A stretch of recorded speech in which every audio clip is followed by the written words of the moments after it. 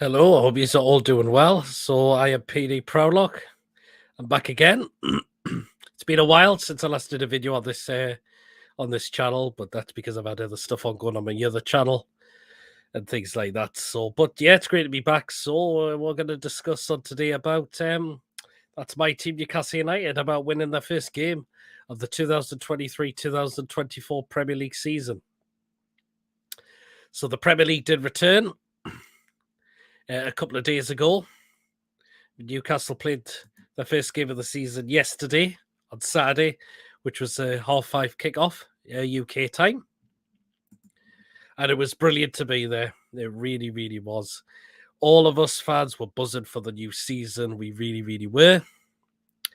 We couldn't wait to get back into the ground and watch our side play 90 minutes of football as well. So, yeah, it was a little bit strange just before because we all know the new ticketing system has changed now because season tickets are now done digital through a mobile phone now.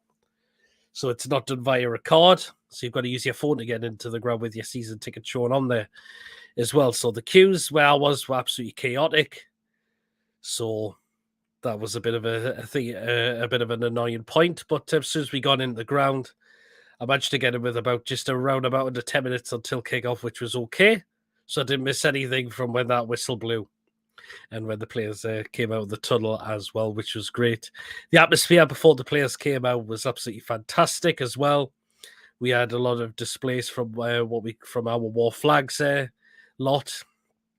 We would like to organise the flags inside the ground and also come up with new ideas for a match day now, which is brilliant as well. So it was brilliant. We had like fire, like flames on both like the east stand of the ground at St James's Park and also the Milburn side of St James's Park as well, which was absolutely fantastic as well. So we were all interested just within an hour before kickoff what Eddie Howe's starting 11 would be as well within the side, and this is what he went with. Sorry, I've got it on screen actually. So we'll just get that up. So, yep. So this is what Eddie Howe went with in terms of his starting 11. So he had goal, he had Nick Pope.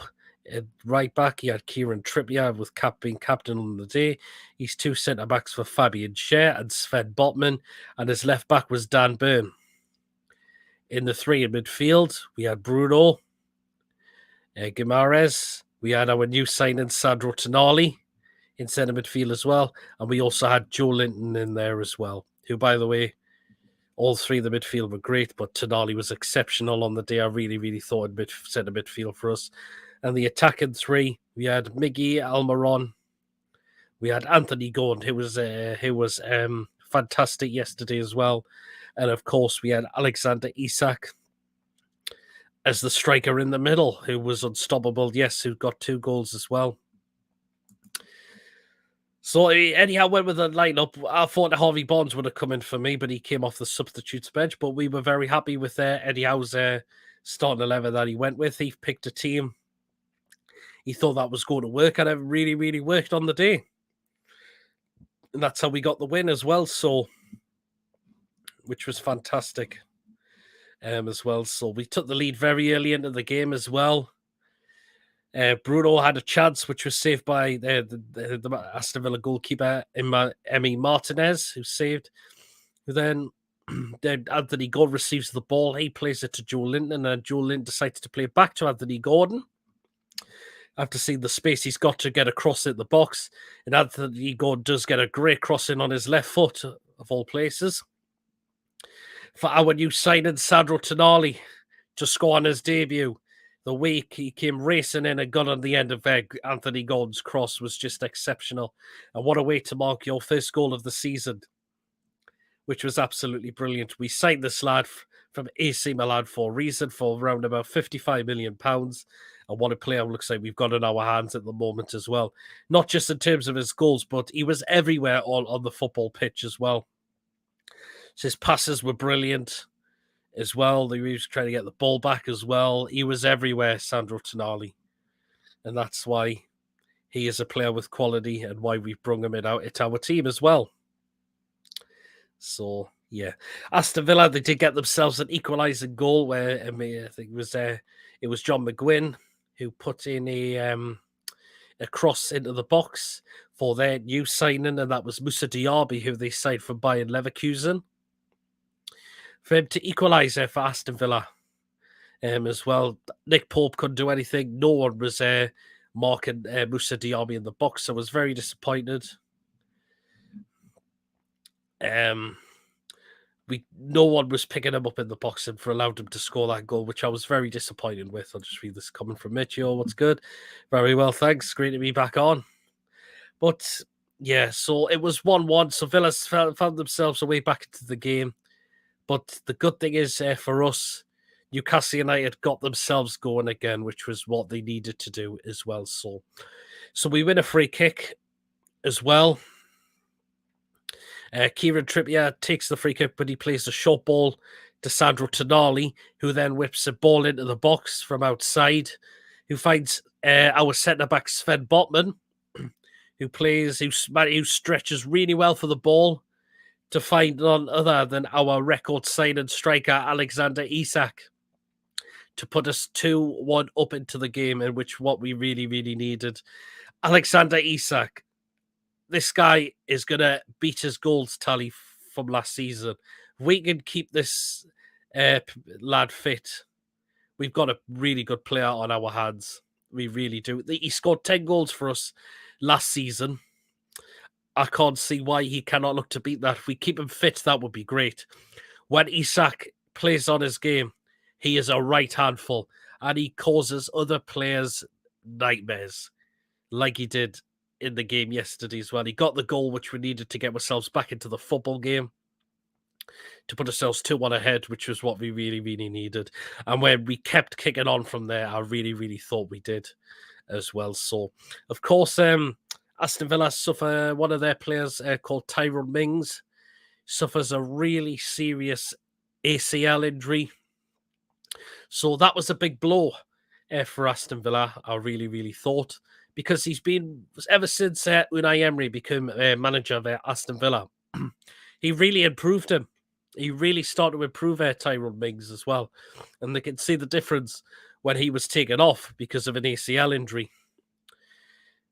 That then really made Aston Villa look quite open in defence. It really, really did. But the injury must have been devastating for Tyrone Mings to get injured to pick up a serious injury in your first game of the season.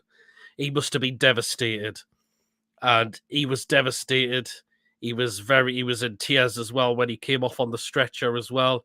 He was devastated to know that he's picked up a serious injury, which is going to rule him out and face a spell on the sidelines for quite some time, which particularly if it's an ACL injury that he's picked up, which normally they are known to be very, very serious injuries as well. And you're talking months, a lot of months out of playing football when you get those kind of injuries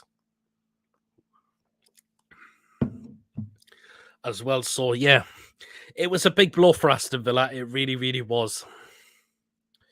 So they had to make a substitution and take him off and bring their new centre-back, Pau Torres, on for them. So, yeah. Of course, there was 10 minutes of stoppage time in the first half because of Tyrone Mings' injury. So we had a long stoppage time after 45 minutes of the game. So, yeah.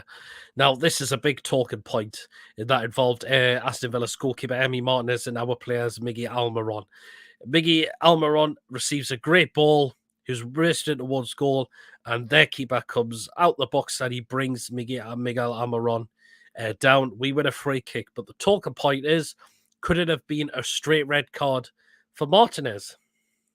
I've looked back and seen the replay. I think the yellow was actually correct, because I think there's actually a few Aston Villa players getting back to protect the goal. So I think that's why that's why I feel like the yellow was given and not a red card. There's a lot of mixed opinions on this one, but I think they may have just got the yellow card right, because I think they're looking at Aston Villa's trying to protect the goal, and maybe it wasn't a clear goal scoring opportunity for Almiron to score a goal. And so yeah, But a lot of us fans weren't happy. They were saying that we were not happy with the challenge at all, where you wouldn't be, but the referee took action. Well, I thought the referee in the game was very, very poor, in my opinion. I don't get like blown free kicks for like very little soft touches and all of that. It's really baffling for me at times. It really, really is. And that's one of the downside, one of the poorest in the game was the referee wasn't great at all. And the officials were very, very poor as well. But the good thing is we didn't let it get to us. So that was the main problem. So we get into halftime 2-1 up into the game. And this is where we really, really start to kick on from there as well. Well, Gordon plays a nice through ball as well. Konza thinks he's got that ball covered. But our record signing, Alexander Isak, he forces Konza into a mistake for them to steal the ball off Konza. Well, Alexander Isak is thinking, I could just put my foot through this, or do you know what I'm going to do? To make this even more better, I'm going to lift the ball over the goalkeeper so he has no chance of saving it, and it's going to be very, very difficult for one of their defenders to clear that off the line. And that is exactly what Alexander Isak did for us. He thought, I'm going to lift this over the keeper, and that centre-back for Aston Villa is not getting it, which was Pau Torres, their new signing. And that was brilliant. And as I mentioned, this lad is going to get more goals there from us. This guy means business in terms of scoring goals. Because as I mentioned, when he's on his game, he is a right handful. For him to get 2 goals as well, he could have had a great chance to score another before that. It was a good ball across by Almiron, but I think rather than crossing it, I think Almiron should have looked to have just rolled it across the box. And I think Isak would have been on the end of that, and that would have been another goal before his other one for Isak. Isak could have had a hat-trick. He could have maybe had 4 in the game, because after he scored a second, he had another great opportunity as well, which Emi Martinez for Aston Villa saved very, very well. So that was a big... that was to let himself down a little bit, Alexander Isak as well, but he's still busting his gut on that pitch as well. But he was taken off. I think Eddie Howe decided we needed to get some fresh legs on the football pitch now. So we throw on our number 9, Callum Wilson. And we throw one of our new signings, and that's Harvey Barnes, who we signed from Leicester City for around £39 million as well. And them two made a big impact on the game as well. Barnes provided the assist for Callum Wilson, who's now scored for the 4th time in a row in the first game of the Premier League season. This is the 4th time Callum Wilson has scored for us at the beginning of the season. Of course, the first time he done it was when we beat West Ham in 2020 down at their place at the London Stadium. We did lose the game after that, but Callum Wilson did score his first goal of the season. We lost 4-2 in that game. And then last season, we beat Nottingham Forest 2-0, and Callum Wilson scored in that game, in that first game as well. And Callum Wilson scored again on his first appearance on his in the first game yesterday, even though it was off the bench, but he was in that right place from Harvey Barnes, who provided a really, really good ball across the box for Callum Wilson to do that, to make it 4-1 to Newcastle United. And you're thinking that is definitely us getting the 3 points from this game now, which is what we could have asked for more on the first game of the season. We really, really couldn't. And just after that, we then decided we've got enough time to get a 5th goal as well. So Jacob Murphy came on, who looked a really spark yesterday. Didn't play an awful lot at the time remaining, but he provided an assist for Harvey Barnes. It was a good ball from Murphy to Harvey Barnes, and all Harvey Barnes does the rest. He runs towards the goal. It's a very comfortable, easy finish. Too easy it was for Newcastle. And Harvey Barnes scores on his Premier League debut for us as well. Now, people are wondering, why did we sell Alan Saint-Maximin to bring Harvey Barnes into the football club? There's your answer. Harvey Barnes can score goals. This guy scored 30 goals in a team that got relegated last season. ESM has only managed about 11 goals in a Premier League season, something like that, out of the 4 years he's been here. So that's a reason why we got Harvey Barnes into the football club as well. But to make it 5-1, to Newcastle as well, which was absolutely fantastic. It really, really was. Indeed. So, and the full-time whistle went and the game's over. Newcastle win 5-1 against Aston Villa, who I thought would have made it very difficult for us as well, considering how they've had a decent transfer by Musa Diaby. So they got Pau Torres. They made some not some bad signings as well, but we had too much for them out on the pitch. And in terms of Musa Diaby, after he scored their first goal, we dealt with him very well after that. We knew, right, he's now a danger. He's just scored.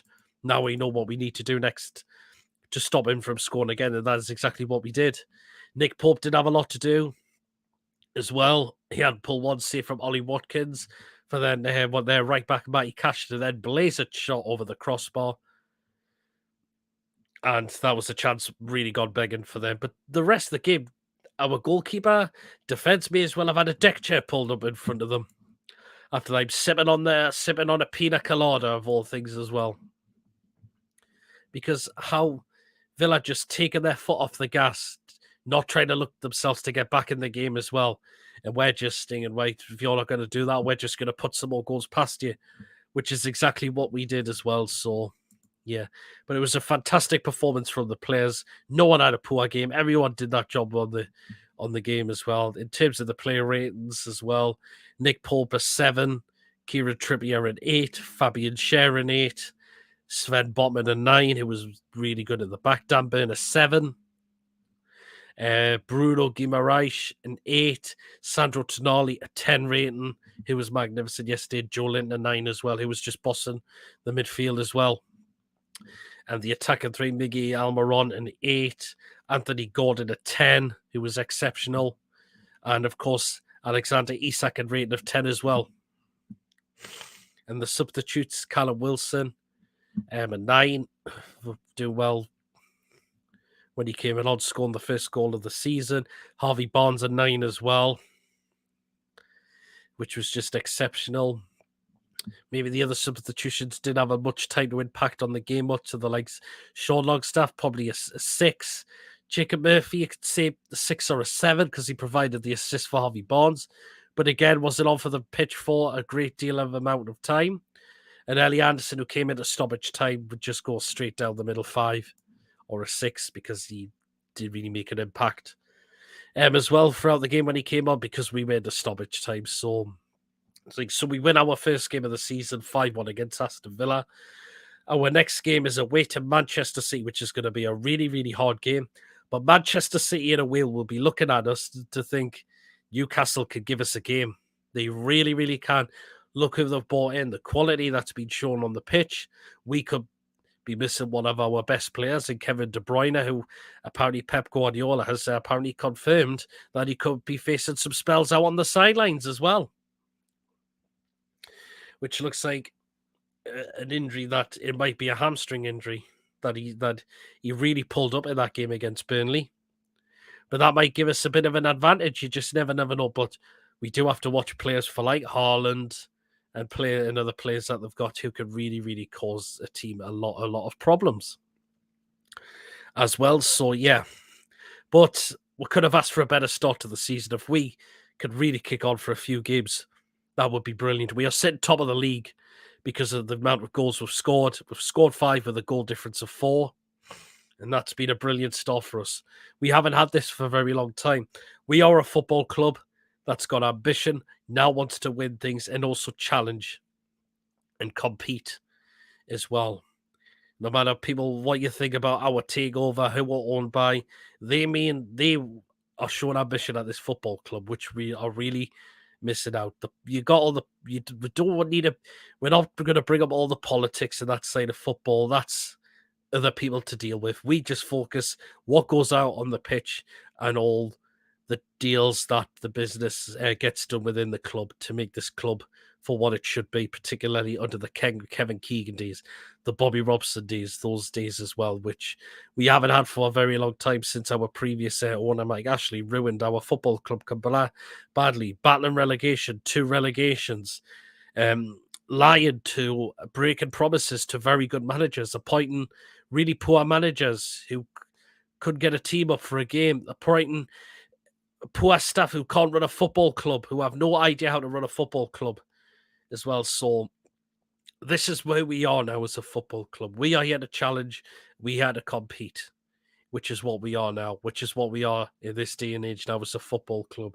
And that's what we really need. That's what we've missed for a very, very long time as well. So, but it's great. 5-1, our first home game of the season against Aston Villa as well.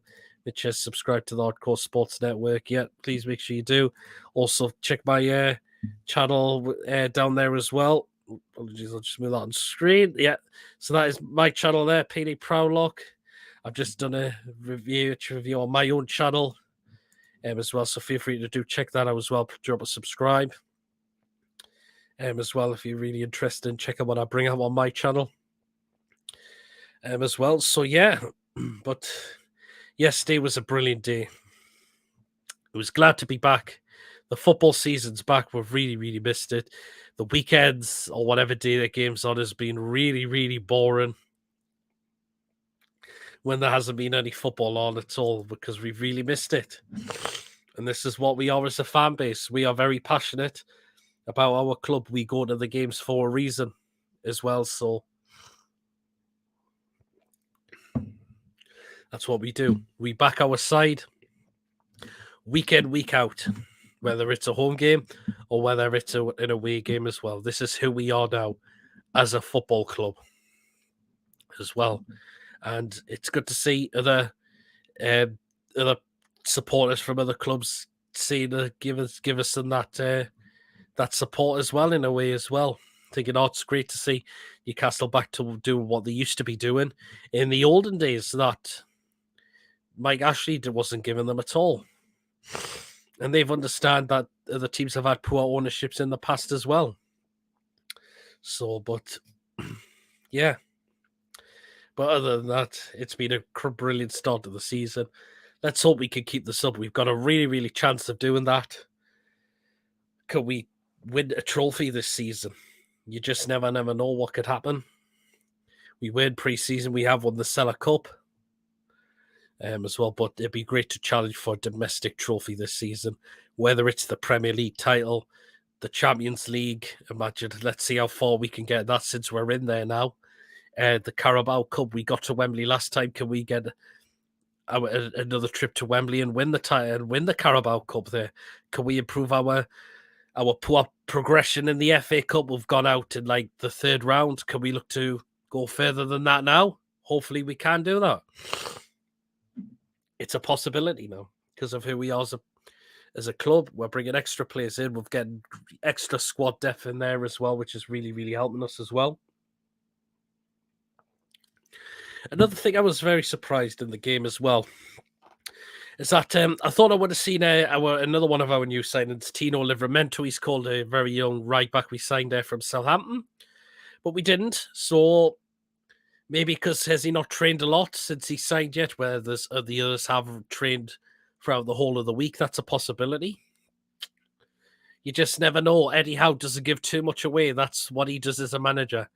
He does not give too much away. He puts a team out that he knows that's going to win a football match or what he thinks is going to win a football match. And the lads do what they do on the football pitch as well. So, yeah. But it was just, I'm glad the football season's back. It's been a big miss. And really exciting times for the fan base as well. To see as well. Of course, Newcastle released a new documentary as well on Amazon Prime, so definitely feel free to check that out as well. Again, it's all about what kind of goes on in the background as well, so yeah. So that is really, really great to see as well, so yeah. But we move on to our second game of the season, and that's away to Manchester City on Saturday. It's an 8 o'clock kickoff. An 8 o'clock kickoff at night UK time, so we're playing right in the evening. So we're playing in the evening as well. But we could give it a go down there. Be great, and you never know. You could just get something because Man City, in a way, are not going to be looking forward to coming up against us. In a way, what we did to Aston Villa, who I thought would have caused us so many problems yesterday, but they didn't from one opportunity as well, and that's all they really did throughout the whole of the game as well. So yeah,